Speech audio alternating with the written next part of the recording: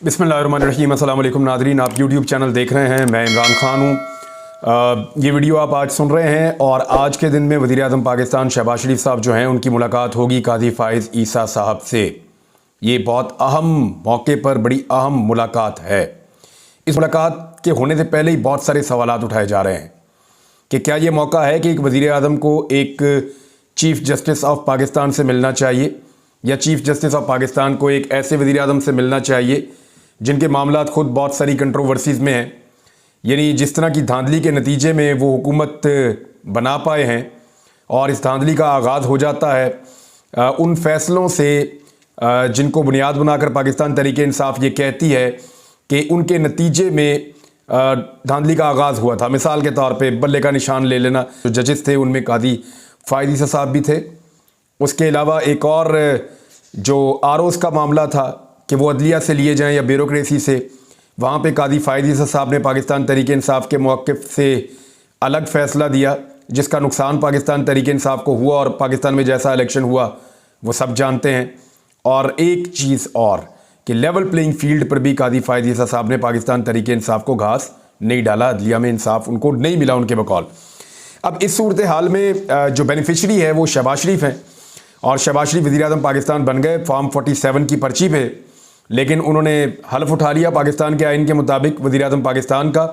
गो के अवाम ने उनको वोट नहीं दिया और उनका ये मैंडेट नहीं है, लेकिन वो वज़ीर आज़म पाकिस्तान बन गए और उनसे अब शहबाज शरीफ साहब से मुलाकात करेंगे चीफ़ जस्टिस ऑफ पाकिस्तान। जो सहाफ़ी रिपोर्ट करते हैं मुबैना तौर पर, मेरी भी एक दो सहाफ़ियों से बात हुई जो रिपोर्ट करते हैं पॉलिटिकल साइड को, उनका ये दावा है कि ये जो मुलाकात है ये काजी फ़ाइज़ ईसा साहब की ख्वाहिश के ऊपर हो रही है। अब इसका एलामिया क्या होगा मुलाकात का, ये तो चीज़ें बाद में आएंगी। वज़ीर आज़म ऑफिस इसमें क्या कहता है ये भी बाद में आएगा, लेकिन अभी ये कहा जा रहा है कि मुलाकात होगी, टैक्स के मामला और ये वो इन चीज़ों के ऊपर बात करेंगे। लेकिन एक्चुअली ये मुलाकात बड़े नाजुक मौके पर हो रही है और टाइमिंग की बात करने का यहाँ पर पाकिस्तान में बहुत सारे सहाफ़ियों को बहुत ज़्यादा शौक़ है, तो इस मुलाकात की टाइमिंग के ऊपर भी ज़रूर बात करनी चाहिए कि आज दोपहर को ये मुलाकात होने जा रही है। उसूलन ये मुलाकात तब होनी चाहिए थी जब सुप्रीम कोर्ट ऑफ पाकिस्तान 6 जजेस की जानिब से उठाए गए इंतहाई नाजुक और हसास मामले पर ख़ुद किसी नतीजे पर पहुंचती, लेकिन वज़ीर आज़म को इसके बीच में मिलना, उनसे मुलाकात करना काजी फ़ाइज़ ईसा साहब की, इस पर पाकिस्तान तहरीक इंसाफ की जानिब से एक राय भी आई है। उनके कुछ लोग कह रहे थे कि होना ये चाहिए कि 2 सीनियर जजेस मज़ीद शहबाज शरीफ के साथ जो इस मुलाकात में काजी फ़ाइज़ ईसा साहब की हो रही है, मज़ीद 2 सीनियर जजेस तहरीक इंसाफ कई मरतबा पहले कह चुकी है कि वो थोड़ा सा बदले के मूड में है पाकिस्तान तहरीक इंसाफ को या इमरान खान साहब को लेकर, और तहरीक इंसाफ बार बार इस बात का गिला और शिकवा भी करती है और फिर केसेस के साथ क्या हुआ ये भी आप देखते रहे हैं। तो ऐसी सूरत में काजी फ़ाइज़ ईसा साहब अगर अकेले जाकर मिलेंगे या अकेले बुलवाकर शहबाज शरीफ को मिलेंगे तो फिर सवालात जन्म लेंगे। होना ये चाहिए कि मज़ीद जजेस भी उस मुलाकात के अंदर मौजूद हों ताकि सबकी मौजूदगी में जो बातचीत हो वो रिकॉर्ड का हिस्सा रहे। अब हुआ ये है कि फुल कोर्ट इजलास हुआ सुप्रीम कोर्ट ऑफ पाकिस्तान का उस मामले पर जो मामला उठाया 6 जजेस ने इस्लामाबाद हाई कोर्ट के। कुछ नुक्ते उसके बारे में उठाए जा रहे हैं, मैं आपको आगे जाकर बताता हूं, लेकिन इस इजलास का एलामिया जारी होना था जो अभी तक जारी नहीं हुआ। वज़ीर आज़म जब मिलने के लिए आएंगे चीफ जस्टिस ऑफ पाकिस्तान को तो उनके साथ आज़म नज़ीर तारड़ भी मौजूद होंगे। अब देखते हैं चीफ जस्टिस अपने साथ किसको बैठाते हैं। मुतालबा तो यह है कि 2 सीनियर जजेस वहाँ पे मौजूद होने चाहिए। एक चीज़ और है कि फुल कोर्ट का जो इजलास हुआ उसका एलामिया जारी होना था, उसका एलामिया जारी नहीं हुआ। अब इसकी 2 वजूहत हो सकती है। एक तो वज़ीर आज़म पाकिस्तान से मुलाकात, उसके बाद हो सकता है कि ये मीटिंग जो फुल कोर्ट की है वो दोबारा से उनकी मीटिंग हो, इजलास हो और उसके बाद फिर एक एलामिया जारी किया जाए। तो अब 3 ऑप्शंस ऐसी हैं जो बन रही हैं। कुछ और बार्स ने भी, यानी पाकिस्तान बार कौंसिल ने, इसके अलावा जो दीगर सुप्रीम कोर्ट बार एसोसिएशन है उनके भी स्टेटमेंट्स आ गए हैं। और एक तो बड़ी हैरत की बात यह है कि 10 दिनों का ऐलान कर दिया है कि 10 दिन के बाद जो है वो इजलास बुलाया जाएगा और हंगामी इजलास बुलाया जाएगा, लेकिन 10 दिन के बाद बुलाया जाएगा जजेस के इस मामले के हवाले से पाकिस्तान बार कौंसिल का। तो ये भी हंगामी इजलास जो है वो 10 दिन के बाद आ रहा है। तो आप अंदाज़ा कर लेंगे कितना प्रायोरिटी इस मामले को दिया जा रहा है और कितना हसास ये मामला है। वैसे इस मामले पे तो पाकिस्तान तहरीक इंसाफ ने भी ज़्यादा संजीदगी नहीं दिखाई, हालांकि असल मामला तो पाकिस्तान तहरीक इंसाफ का है कि ये पॉलिटिकली मोटिवेटेड केसेस की बात कर रहे हैं जज साहिबान کہ جن کیسز میں عمران خان صاحب کو سزا دینے کا معاملہ تھا وہاں پہ دباؤ آتا تھا، جج صاحبان یہ کہہ رہے ہیں، اور وہ یہ کہہ رہے ہیں کہ اس دباؤ کی وجہ سے ہمیں مشکلات کا سامنا کرنا پڑا ہے، اور گزشتہ 1 سال کی وہ کہانی سنا رہے ہیں۔ وہ یہ کہتے ہیں کہ ہم نے قاضی فائد عیسیٰ صاحب کو بھی پہلے بتا چکے ہیں، اور 2 لیٹرز بھی انہوں نے ساتھ لگا دیے کہ ہم اپنے چیف جسٹس جناب عامر فاروق صاحب کو بھی بارہا اس کے بارے میں آگاہ کر چکے ہیں، اور وہ یقین دہانی کروانے کے باوجود ہی ہونی چاہیے، وہ پاکستان تحریک انصاف ہونی چاہیے کہ عمران خان کا آپ کے خلاف جتنے فیصلے ہوئے ہیں یا ہو رہے ہیں ان میں ججز کو ایک دباؤ کا سامنا ہے، اور اس دباؤ کی وجہ سے ججز نے یہ لکھا ہے، لہذا عمران خان صاحب کے خلاف ٹرائل غلط چلے ہیں۔ وہ تو دکھائی بھی دے رہے ہیں لیکن وہ غلط چلے ہیں اور دباؤ کا نتیجہ ہے۔ اب پاکستان تحریک انصاف نے اس میں کچھ اور چیزیں بھی کہی ہیں، یعنی بیرسٹر گوہر جو ہیں وہ یہ کہہ رہے تھے کہ ایک جج نے کہا مجھے معلوم ہی نہیں کہ میرے بچے کہاں ہیں، ایک نے کہا کہ میرے بیٹے کا ولیمہ مؤخر کروا دیا گیا ہے، 14 گھنٹے کی ہیئرنگز کی گئی ہیں، ٹرائل میں ہمیں کراس ایگزامینیشن اور ثبوت مہیا کرنے کا حق ہی نہیں دیا گیا، عمران خان کے خلاف تمام فیصلے انتہائی دباؤ کی حالت میں دیے گئے ہیں۔ اب یہ جو چیز ہے نا یہ بہت امپورٹنٹ ہے، اس کا فائدہ عمران خان صاحب کو ہوگا، لیکن تحریک انصاف صرف اتنی سنجیدہ ہے کہ جب یہ فل کورٹ اجلاس ہو رہا تھا تو صدیق جان نے وہاں سے رپورٹ کیا، اور بڑی انٹرسٹنگ چیز انہوں نے رپورٹ کی، انہوں نے یہ رپورٹ کیا کہ پاکستان تحریک انصاف کا ایک بھی وکیل اس وقت اس عدالت میں موجود نہیں ہے۔ یہ نون لیگ کا معاملہ ہوتا نا، ایک جج نے بھی لیٹر لکھا ہوتا اور سپریم کورٹ کے 4 ججز بھی بیٹھے ہوتے تو نون لیگ کے وہاں پہ درجنوں وکیل یا سینکڑوں وکیل موجود ہوتے، اور باہر انہوں نے پورا ماحول بنایا ہوا ہوتا، میڈیا کے اوپر خبریں، سوشل میڈیا کے اوپر خبریں، اور ایک دباؤ کا ماحول وہ بنا لیتے۔ لیکن پاکستان تحریک انصاف نے اس چیز کو فور گرانٹڈ لیا ہے، اور ان کے وکلا نے بھی فور گرانٹڈ لیا ہے، ان کی جماعت نے بھی کوئی ایکٹیویٹی نہیں دکھائی، تو یہ تو ان کی اپنی پالیسی اور ان کی اپنی مرضی ہے۔ لیکن اب اس کے اندر آپشنز کیا ہیں؟ دیکھیں اس میں 3 آپشنز ہیں۔ نمبر 1 آپشن تو یہ ہے جو مختلف وکلا بھی کہہ رہے ہیں کہ اس کے اوپر ایک جوڈیشل کمیشن بنایا جائے، یا ایک کمیٹی بنائی جائے، کمیشن بنایا جائے، اور اس کے اندر جو حاضر سروس جج صاحبان ہیں سپریم کورٹ آف پاکستان کے، ایسی شہرت کے حامل جن کے اوپر کوئی جانبداری کا ٹیگ نہیں ہے، وہ جج صاحبان اس معاملے کو دیکھیں، 3 جج صاحبان کم سے کم ہوں، وہ اس معاملے کو دیکھیں، اس کی انکوائری کریں اور اس کے اوپر رپورٹ فائل کریں اور اس کے اوپر معاملہ آگے بڑھے۔ نمبر 1۔ نمبر 2 یہ ہو سکتا ہے کہ اس کے اوپر از خود نوٹس لے لے سپریم کورٹ آف پاکستان، اور جو سینئر ججز ہیں پاکستان کے 3 وہ یہ بیٹھ کے فیصلہ کریں، یا سینئر ججز کا جو ایک پینل ہے وہ بیٹھ کے فیصلہ کرے، اور اس کے اوپر ایک از خود نوٹس لیا جائے اس معاملے پر، کیونکہ یہ ججز نے ایک لیٹر لکھا ہے، یہ بہت اہمیت کا حامل ہے۔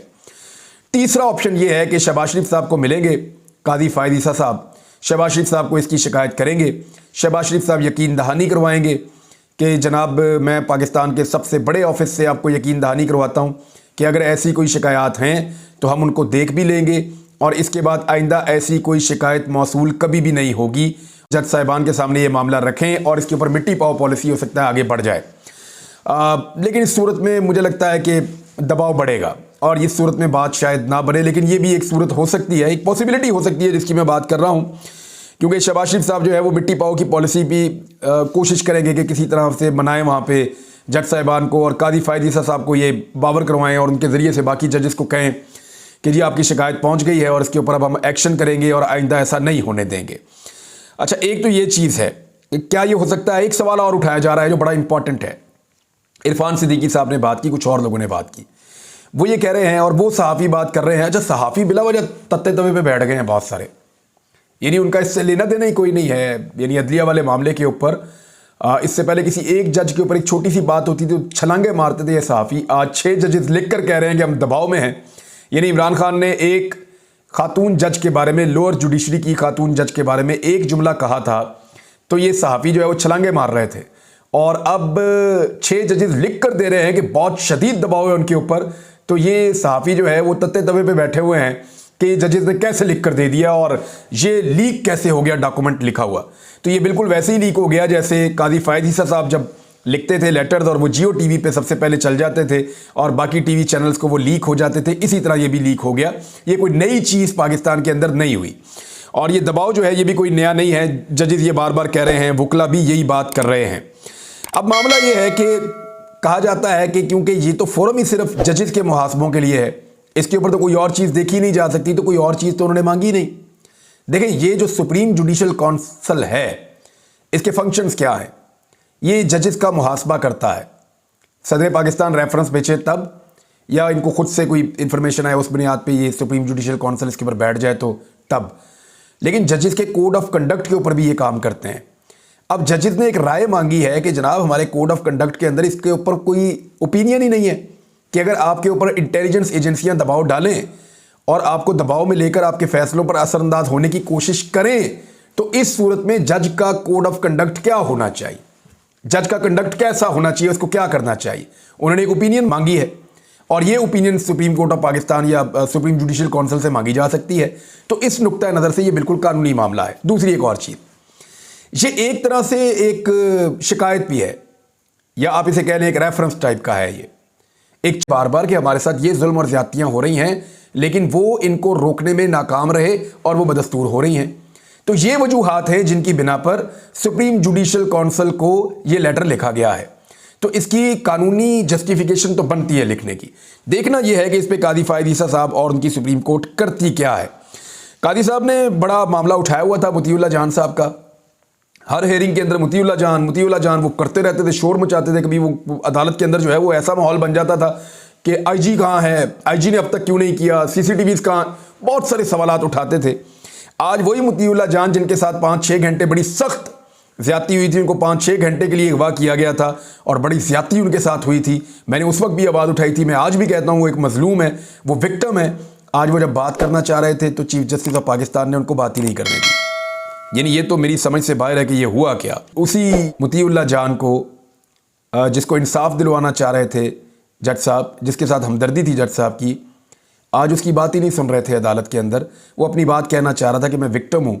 यानी विक्टिम को तो बोलने का हक होना चाहिए। और इससे पहले मुझे कुछ सहाफ़ियों ने बताया कि मुतीउल्लाह जान साहब को बोलने का हक दिया गया, दीगर सहाफ़ियों को भी बार बार बोलने का हक दिया गया, लेकिन आज उनको नहीं बोलने दिया गया। शायद आज चीफ जस्टिस नहीं चाहते थे कि अदालत में कोई और बोले। नाज़रीन, ये मामला चलता रहेगा। अब आज के दिन में जो कुछ भी होता है वज़ीर आज़म और चीफ जस्टिस के दरमियान, और उसके बाद जो भी दोबारा बैठते हैं, फुल कोर्ट इजलास हो रहा था, दोबारा जब बैठते हैं तो वहाँ से जो खबर निकलती है वो आपके साथ शेयर करेंगे। लेकिन एक और खबर जो मैंने आपको पिछले वीलॉग में कही थी, ज़रा उसकी तफसीलात आप देख लें कि कैसे पब्लिक का पैसा ज़ाया किया जा रहा है। एक तो बहुत सारी वीडियो सामने आ गई हैं जिनमें जो राशन तकसीम किया जाना था, अच्छा जो राशन तकसीम किया जाना था उसमें मुखय्यर हज़रात का पैसा भी है, ये याद रखिएगा आप।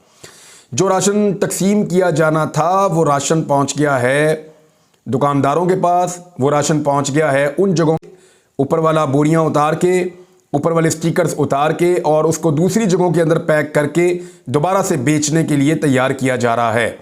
तो जनाब ये एक बहुत बड़ा स्कैंडल है। जो राशन गरीबों तक पहुंचना था सस्ते दामों में, वो राशन बजाय गरीबों के पास पहुंचने के वो अब कहीं और पहुंच गया है और गरीब उसको खरीदने पर मजबूर होंगे। एक तो ये वीडियोस आ रही हैं, वीडियोस के सबूत मौजूद हैं सोशल मीडिया पे, आप जाकर देख सकते हैं। दूसरा, हुकूमत पंजाब ने सरकारी अफसरान को डिफेंस हाउसिंग अथॉरिटी में लाहौर में लग्जरी घर देने का मनसूबा तैयार कर लिया है। लाहौर में सरकारी अफसरान के लिए DHA में फी कस 35 करोड़ रुपए मालियत के 127 नए लग्जरी घर तामीर किए जाएंगे। इस मनसूबे की समरी ऐवान वज़ीर आला को अरसाल कर दी गई है। यानी गरीब के लिए जब बनाएंगे आशियाना बनाएंगे और वो भी उसको पैसे लेकर उसको किस्तों में देंगे। गरीब के लिए आशियाना 3 मरले 5 मरले, और जो अफसरान हैं उनके लिए बड़े बड़े घर। एक घर की मालियत 35 करोड़ रुपए और 127 नए घर बनाए जाएंगे। वज़ीर आला को अरसाल कर दी गई समरी। जो दस्तावेज़ात हैं उनके मुताबिक लाहौर में अफसाद साहिबा तशरीफ़ लेंगी, गालिबन सरगोदा की वीडियो थी, वहाँ जाके जनाब ये पुलिस सेंटर में गई। वहाँ पे पुलिस वालों ने इनको, जो लॉ इन्फोर्समेंट के लोग हैं, उन्होंने इनको तस्वीरें पेश की जिसमें पोर्ट्रेट्स मरीम नवाज़ की अपनी बनाई हुई थी। क्या नरगिसियत का शिकार हैं ये लोग। यानी पुलिस को भी इस बात का अंदाज़ा हो गया कि कारकर्दगी गई भाड़ में, ये खुद पसंदी का शिकार हैं, नरगिसियत का शिकार हैं। इनको इनकी फ़ोटोएँ दिखाओ, इनकी खुशामद करो, ये ऐसे ही खुश हो जाएगी। ये सूरत हाल है। यानी पाकिस्तान का बच्चा जान चुका है कि इनकी साइकी और मेंटेलिटी क्या है। ये अपने से ताकतवर की खुशामद करते हैं, उनके पैरों में लेट जाते हैं और अपने से नीचे हर शख्स से इस बात की तवक्को करते हैं कि वो इनकी खुशामद करे। ऐसे तो काम नहीं चलेगा और ये कौन सा तरीका है। अब तक के लिए इतना ही। अपना ख्याल रखिएगा, अपने इस चैनल का भी। अल्लाह हाफ़िज़।